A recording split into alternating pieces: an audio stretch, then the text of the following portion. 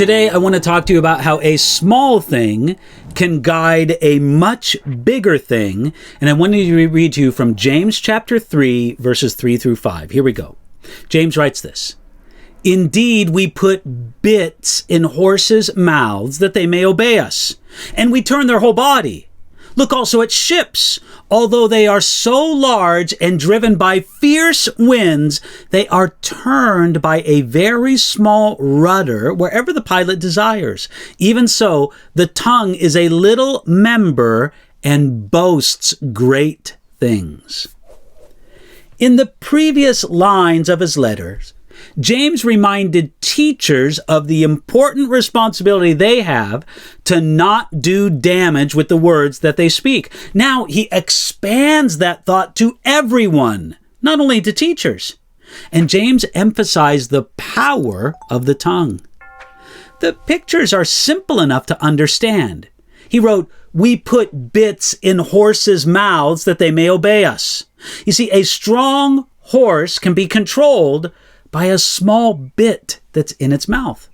And then he wrote this, "Look also at ships. Although they are so large and are driven by fierce winds, they are turned by a very small rudder wherever the pilot desires." A large ship can be turned by a small rudder. Even so, when we have control over our tongue, it is an indication that we have control over our entire self. Whoever can control the tongue can bridle the whole body, as it says in James chapter 3, verse 2. The bit and the rudder are small, but extremely important. If they're not properly controlled, then the entire horse is out of control, or the entire ship is out of control. In the same way, it is possible for something as small as the tongue to have tremendous power for either good or for evil.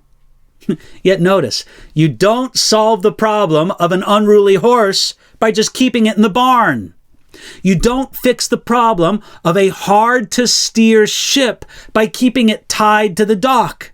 In the same way, even a vow of silence is not the ultimate answer for the misuse of our tongue. You see, if the tongue is like a bit in the mouth of a horse or the rudder on a ship, it leaves us with the question, who or what holds the reins of that horse? Or who or what directs the rudder? Some people have no hand on the reins or the rudder, and therefore they say whatever comes into their mind.